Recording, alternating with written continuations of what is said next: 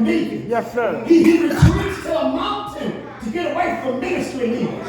He retreats to a mountain to get away from choir members. He retreats to a mountain to get away from folk in the pews. He retreats to a mountain not to go have fun, not to go on vacation, but he retreats to a mountain to go, the Bible says, and pray. Yes, Lord. Yes, Lord. All right. Got a problem with churches that have a problem with their pastor going to the mountain to pray. Come on. Come I on. got a problem with churches that don't like their pastor to leave. Don't want their pastor to go nowhere.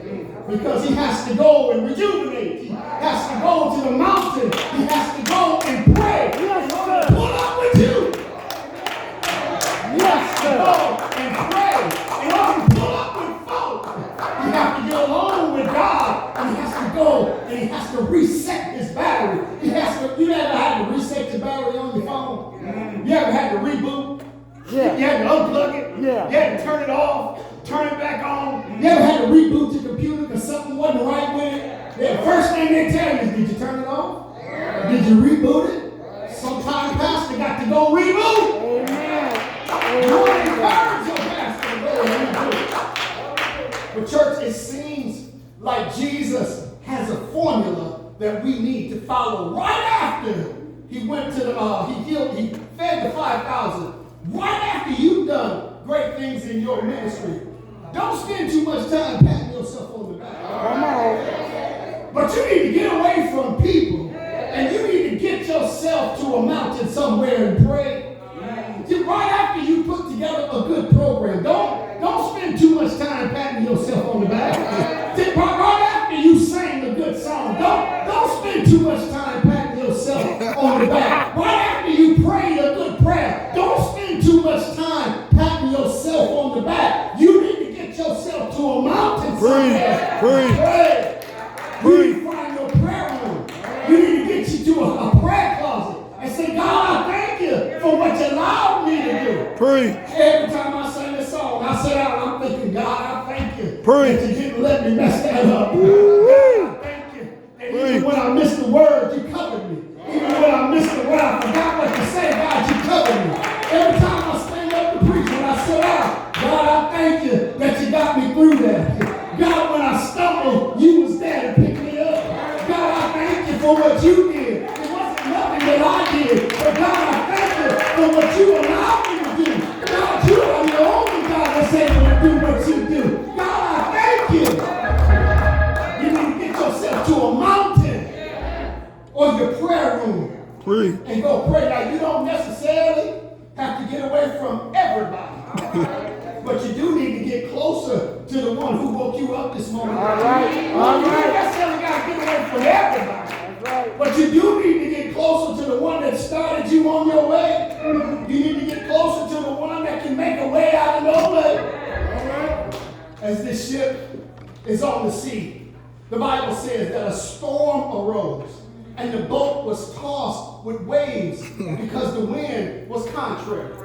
And in verse 23, it says it's evening. In verse 25, I need you to read it when you go home. It says it's the fourth watch of the night. So the disciples were on the water from the evening, which is anywhere between 6 and 9 p.m. until the fourth watch of the night, which is anywhere between 3 and 6 a.m. All of that time, they were in the midst of a storm. Amen. And as the storm was beating on the ship, as the storm was tossing them to and fro, as the storm has been visiting them all night long, Jesus decides to show up out of nowhere and check on the disciples. Now, there were no helicopters. There was no parachutes that he dropped in on. There wasn't no speedboats that took him out there and dropped him off. Jesus didn't get dropped off. He just shows up. All right. You should have shouted right there. He just shows up. In the midst of the storm, Jesus simply shows up. And he didn't show up right away. He didn't show up immediately. He could have showed up as soon as they got in trouble, but he didn't. Because Jesus needed to teach them to trust him no matter what they're going through. All right. That's good news right there.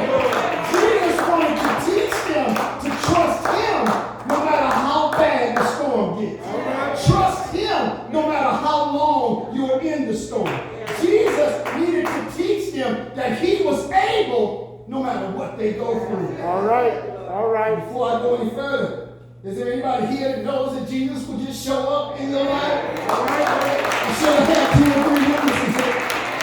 When your money is stolen and your change is scratched, won't Jesus show up in your life?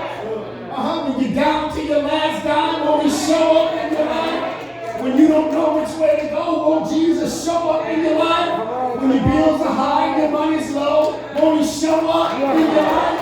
When your friends act like your enemies and your enemies start acting like your friends, won't Jesus show up in your life? When people can't even bless you because they've never been blessed themselves, won't Jesus show up in your life?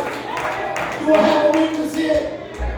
When the storm is tossing you all night long, somebody here know that Jesus will show up in the midst of your storm. Your pillow can be soaked with tears. Jesus will show up. You may not be able to sleep all night long, but Jesus will show up.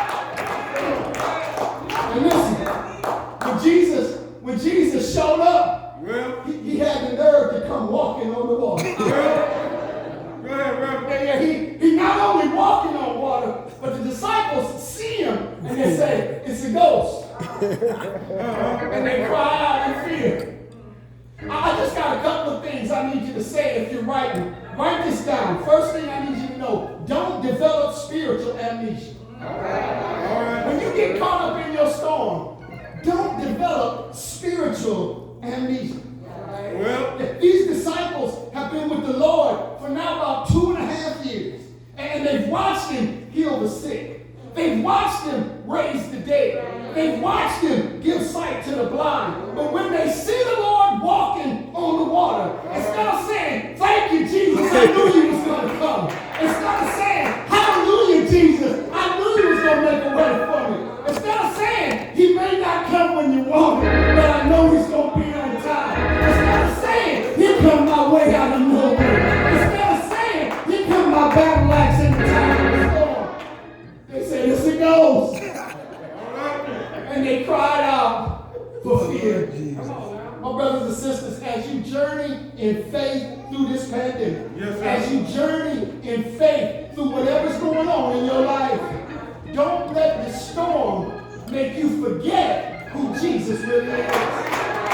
Don't let the storm make you forget where he brought you from. Don't let the storm make you forget what Jesus has done in your life. I know Jesus is the same when the sun is shining as he is when it's raining outside. I know that Jesus is the same when I'm standing in the unemployment line as he is when I'm standing in the line at the bank trying to get my money. I know Jesus is the same in the courtroom as he is in your living room. I know Jesus is the same in the emergency room as he is in your prayer room. Jesus is the same Jesus. He's the same God. It was the same Jesus. Don't let your storm make you forget who Jesus is. Don't let your storm make you doubt what Jesus can do. Don't let your storm make you turn away from God. You know it wasn't your good looks that got you that job.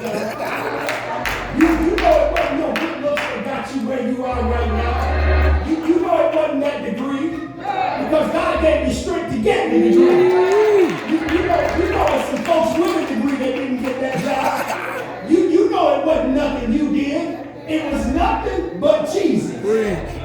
But by saying it's a ghost, by giving something else credit for the miraculous things that happen in your life, what you're doing is you're suggesting that Jesus doesn't have the power to do the miraculous. You're suggesting that Jesus doesn't have the power to do the extraordinary. And I don't know about you, but I've decided I'm going to trust God to do something extraordinary in my life in the midst of this pandemic.